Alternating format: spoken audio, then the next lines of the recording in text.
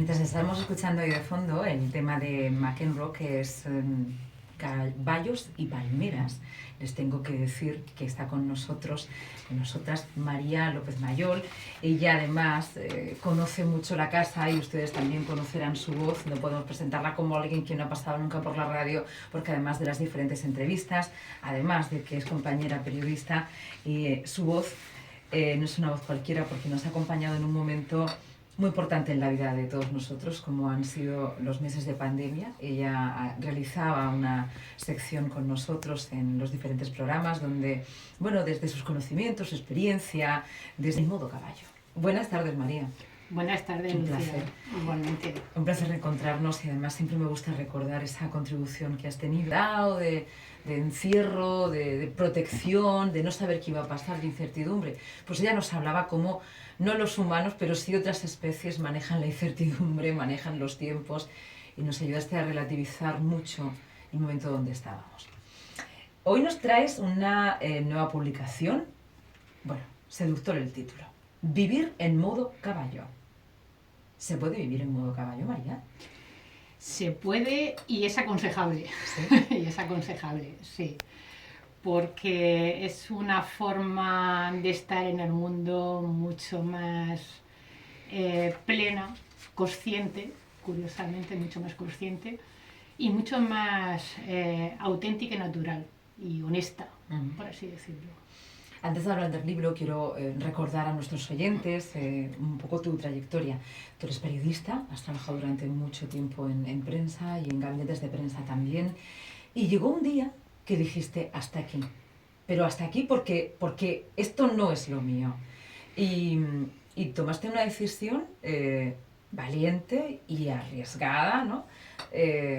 Para dejar todo lo que habías sido hasta el momento, porque además te estaba yendo muy bien, estabas trabajando para bueno, pues una importante empresa, para cambiar totalmente de vida y hacer algo que te había gustado de siempre, que era estar cerca de los caballos, pero no había nada concreto de cómo, sino quiero estar cerca de los animales o quiero vivir de otra manera. ¿Cómo se llega a este punto? Pues, bueno, yo el deseo de estar con los caballos lo tengo de siempre, desde pequeña. Y a ese punto supongo que llegué pues un poco por mezcla del estrés laboral que tenía y por el cargo que tenía. Era una organización importante. Sí, tu puesto era un puesto de responsabilidad. Exacto, era un puesto de responsabilidad y bueno, y también la organización estaba pasando por unos momentos complicados y demás. Y eso, junto con que ya no me satisfacía ese trabajo. Durante un tiempo sí, pero llegó un momento en que ya no. Y los caballos precisamente estuvieron en ese momento y me ayudaron a transitar y a soportar y a llevar esos momentos de estrés, depresión y de agobio que tenía en el otro ámbito laboral. Y así fue como descubrí, digamos, el lado del crecimiento personal a través de los caballos, porque yo hasta entonces estaba con los caballos, o había estado con los caballos, pero desde el punto de vista de solamente del ocio y de paseos a caballo, de la equitación, digamos, ¿no? Y fue justamente en ese momento y por ese proceso que descubrí que los caballos me aportaban una serenidad y una tranquilidad y una calma que perdía en el otro ámbito profesional y en otros sectores de mi vida. Y eso me llevó a decir, pues esto es casualidad, esto por qué pasa. Y entonces, bueno, ahí me salió también la vena periodista de investigar, ¿no? Informarme, investigar, y vi que no, que realmente hay ciencia detrás de que avala el efecto, digamos, terapéutico de los caballos en las personas. Y a raíz de eso, pues fui tirando del hilo, fui informándome, formándome, me especialicé en ese campo y decidí hacer un cambio de vida, irme a cuidar a los caballos y a vivir entre ellos y con ellos y a trabajar con ellos y para ellos. Sí, pero pueden pensar nuestros oyentes que compraste caballos, que ejercitaste la doma, pero es que no estamos hablando de eso en absoluto. No, pero para nada, cuéntanos. Sí, bueno, los caballos son rescatados y rehabilitados de abandono y de maltrato. La mayoría de los que tengo, solamente hay una que sí que, digamos, la primera, que la compré yo, que la adquirí yo. y vino preñada y luego resultó que era una mula y demás, pero el resto efectivamente son caballos que han venido por diferentes cauces, pero a través estaban en un estado de abandono o de precariedad, y entonces pues bueno, yo los fui, digamos, rescatando o Curando. adquiriendo, exacto, y a raíz de ahí pues les di una nueva vida y ellos a mí también. Nos dimos una buena vida mutua. Son caballos que tratas de una forma especial porque no son caballos para montar, no son caballos, no están vistos por ti ni los tratas como un objeto, los tratas como un sujeto, y las terapias que haces con ellos, bueno, pues, o la relación que estableces con ellos y donde invitas a que muchas personas participen, tiene que ver con eso, ¿no? Con otra mirada. Sí, a ver, de los caballos que tengo conmigo hay algunos que sí que se pueden montar y que a veces montamos, pero por una cuestión también de ellos, de decir, Que no se les olvide la técnica, ¿no? Sí, ¿no? Y porque salen al monte, es decir, les permite otro tipo de interacción con la naturaleza. Y también por mí, porque es algo que también que disfruto y que me gusta, pero es verdad que casi que ahora lo tengo que hacer de manera premeditada, tengo que planeármelo y tengo que sacar tiempo. Yo he pasado de estar montando 8 o 10 horas al día y ahora puedo pasar 4, 5, 6 meses y no montar ni 5 minutos. O sea que es lo que menos hago, de todo lo que hago con los caballos, realmente lo que menos hago.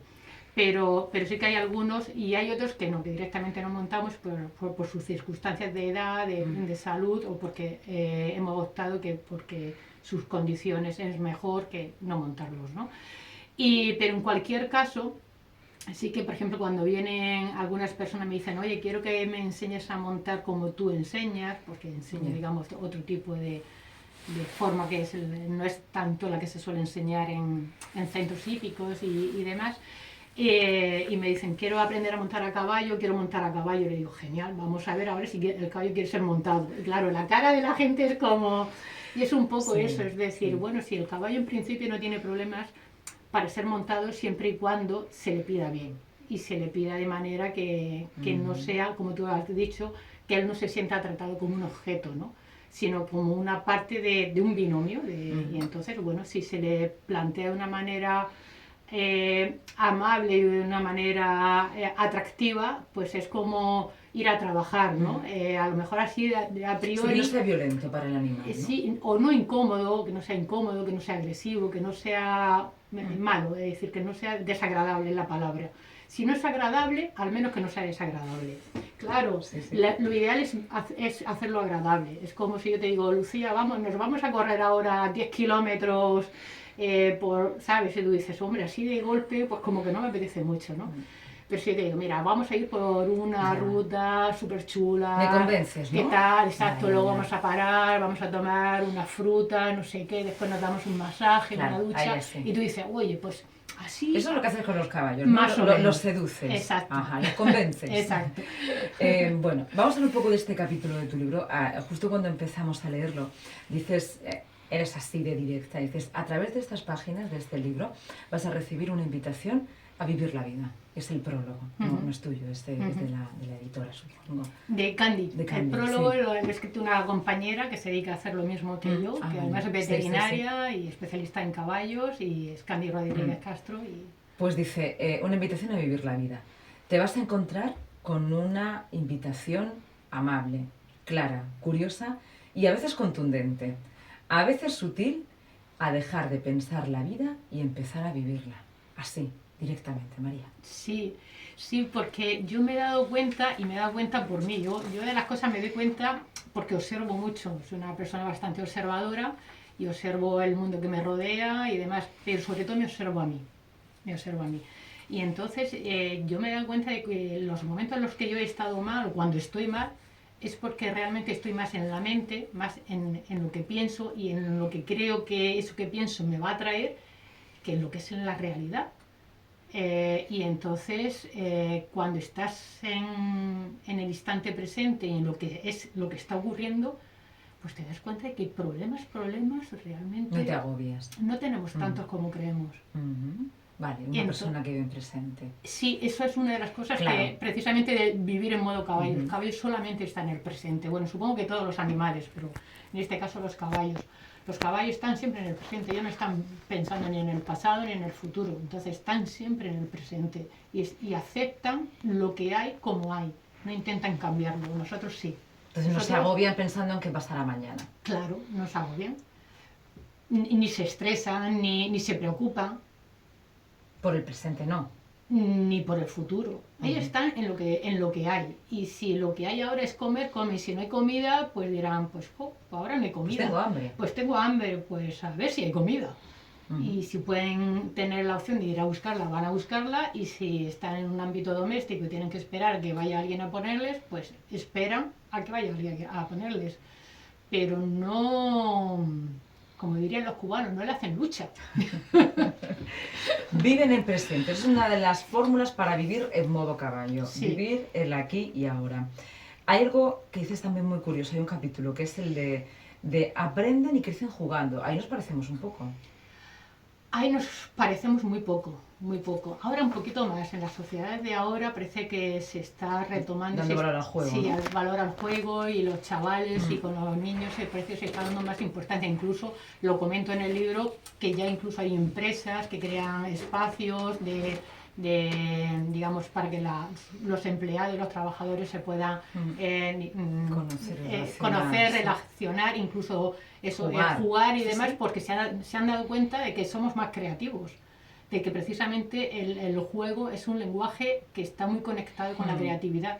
Entonces, los caballos todo lo aprenden y lo exploran jugando, y son animales, son muy sociales, y que todas sus relaciones y todos sus códigos los establecen así, mediante el juego. Aprenden jugando, asumen su responsabilidad. Bueno, hay muchos oyentes, donde me incluyo, podríamos decir, vale, pues ya tengo ahí un punto también en modo caballo.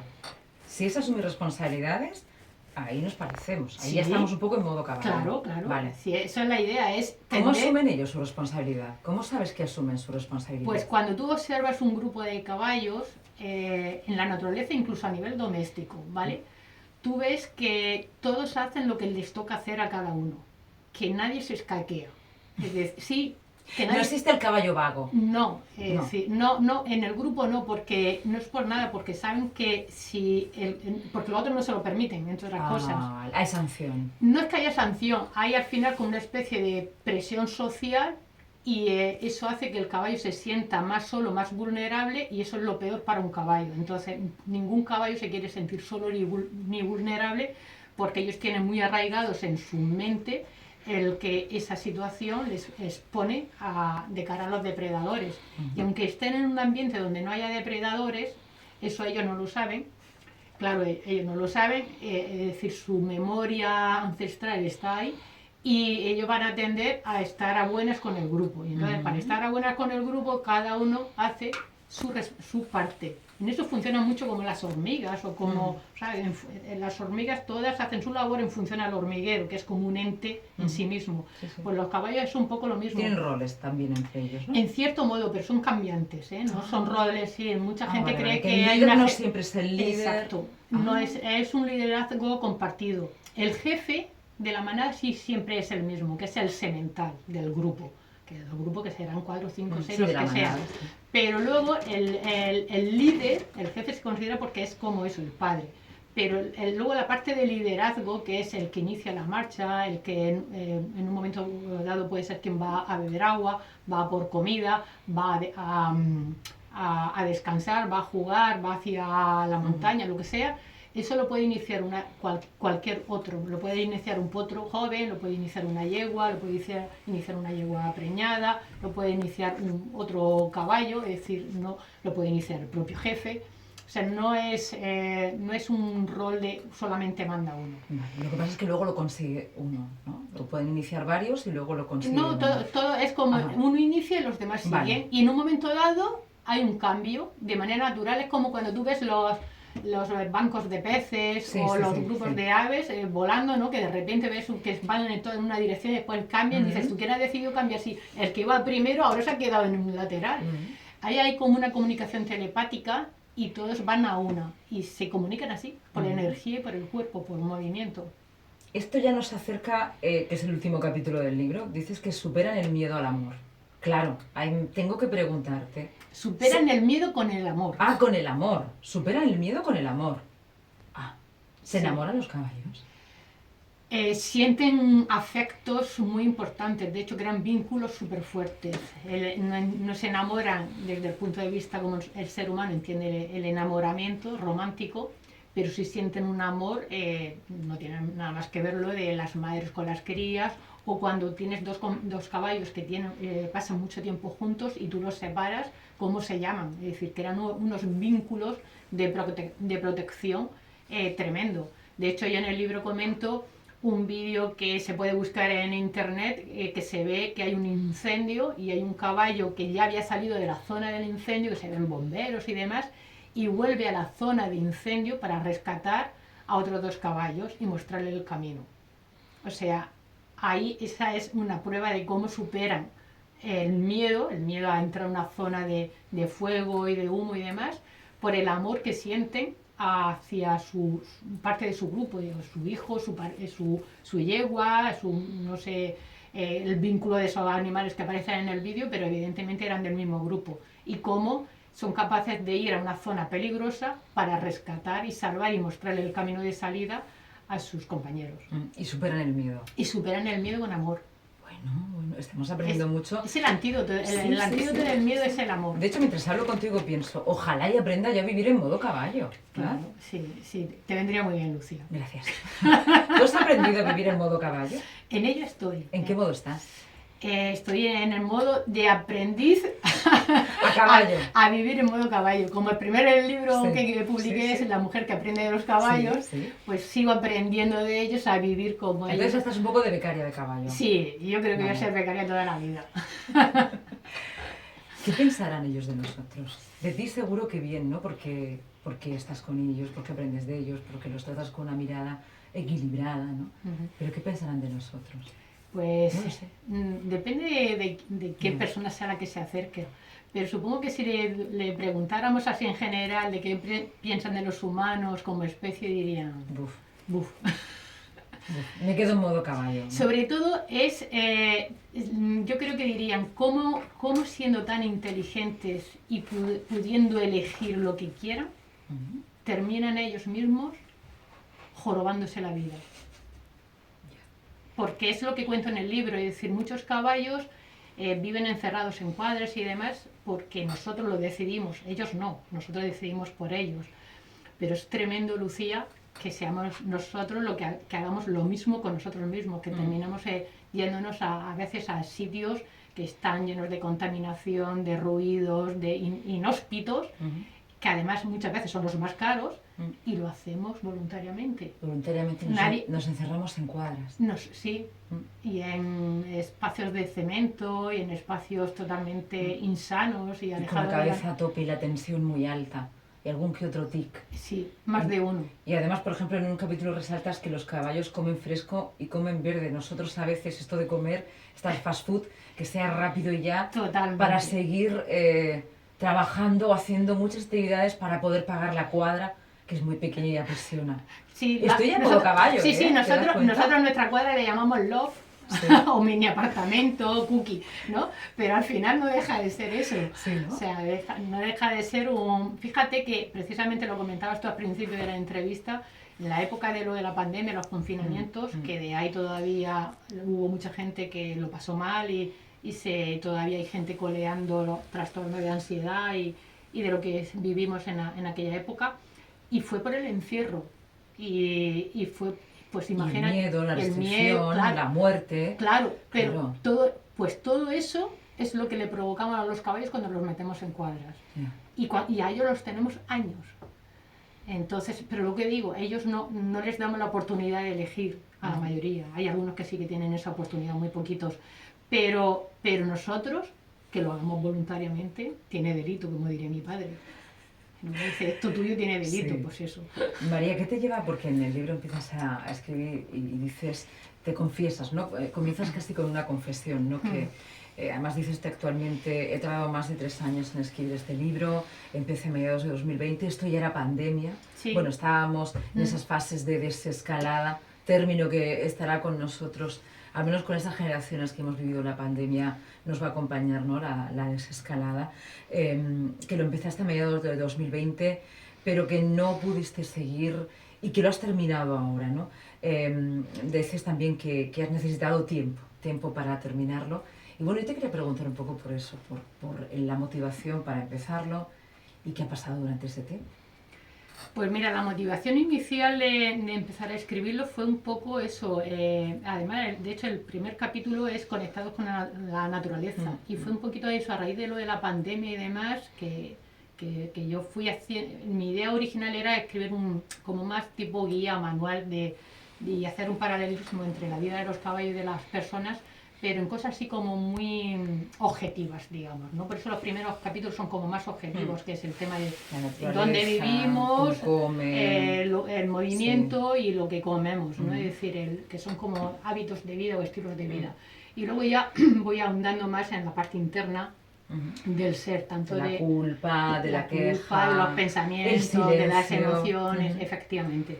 Entonces, lo que ocurrió fue que justo a raíz de lo que estamos hablando, de los confinamientos y demás, claro, mi actividad profesional se paró, como la de todos. Yo vivía entonces en una época en una zona rural y bueno, mis clientes todos eran de fuera, de otras provincias de España y demás.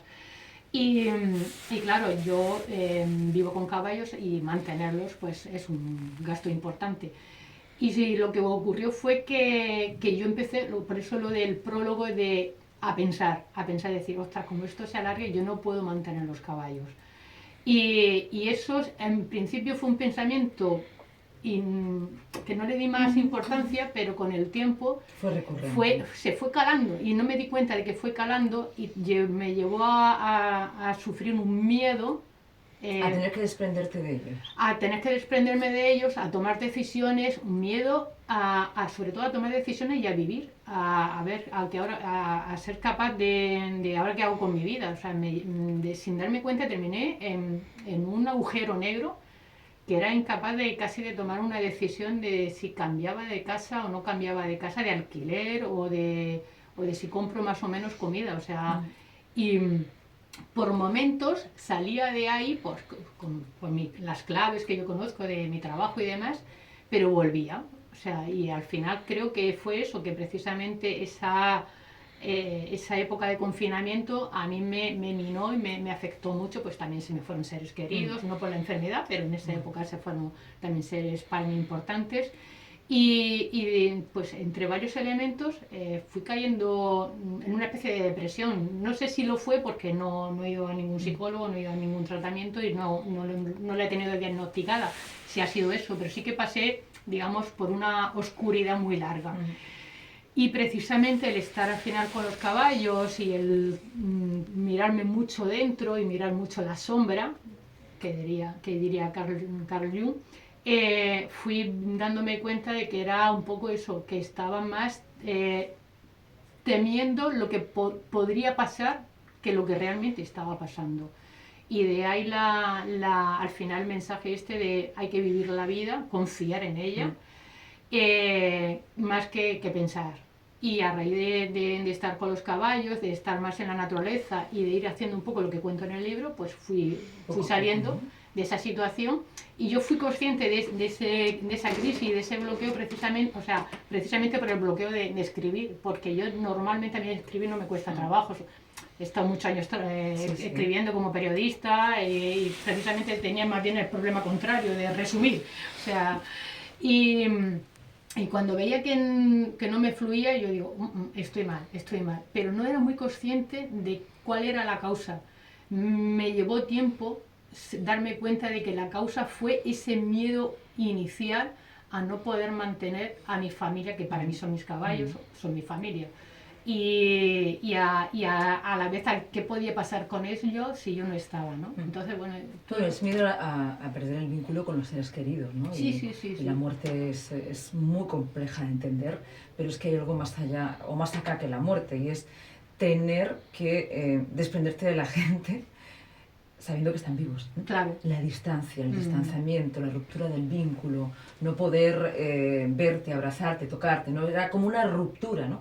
¿Cómo ibas a explicarles a tus seres queridos, que en este caso eran caballos, que rompías con ellos, ¿no? Sí, Cuando sí, tú no sí, podías sí. romper la relación. Claro. O que ya yo no podían estar conmigo, que Sí. tenían que ir... Una ruptura. Exacto. Era Entonces enfrentarte a una posible ruptura. Sí, sí, y eso pues me generó un estado de debilidad y de... Casi duelo, ¿no? Un duelo Sí, anticipado. sí, y entonces a eso, es decir, realmente he tenido un periodo de sufrimiento que ha sido innecesario. Bueno, Innecesario, ha sido un periodo que sí, ha dado pero, también a origen a claro, a un libro y demás, una y a una experiencia y un aprendizaje, pero en el sentido de que todo estaba en mi mente, a lo que me refiero. Sí. María, no nos gusta nada que sufras, pero claro, luego tenemos estos libros que digo, parece la pena, pero no vamos a ser egoístas. Vivir en modo caballo, Sí. altamente recomendable. Sí. Lo tenemos aquí muy cerca de nosotros. ¿Dónde lo pueden encontrar los oyentes? Pues mira, para empezar lo pueden encontrar este viernes, el día 1. Sí. Lo vamos a presentar en Murcia. Me va a acompañar Lucía Hernández, una periodista, no sé si te está suena. También intentando vivir en modo caballo.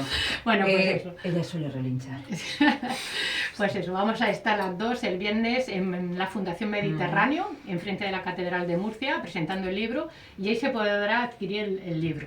Y luego pues se podrá adquirir también a través de Amazon y a través de mi página web, que es comunicacionycoachingconcaballos.com, o bueno, que me busquen como María López Mayol, y hoy día en Google al final sale mi contacto. Me van a encontrar, ¿no? Y me van a encontrar y es como, oye, quiero el libro y lo quiero dedicado. A través de Amazon no es dedicado, a través de mí sí. Siempre pueden llamar a la radio y decir, soy de esas personas que quiero empezar a vivir en modo caballo, y enseguida les derivaremos hasta María. Muchísimas gracias, y esta vez lo que nos cuesta acabar las conversaciones contigo, lo sabes, ¿verdad? Sí, sí. Bueno, nos vemos el viernes, altamente recomendable, amiga, compañera, periodista, también me gusta siempre recordarlo. Y a mí, ¿sabes qué? A mí me gustaría también vivir un poco en modo María, no solamente en modo caballo. Ya nos dirás cómo lo haces. Bueno. Ese es el secreto. Muchísimas gracias, amiga. A vosotros. Seguimos. Onda Regional.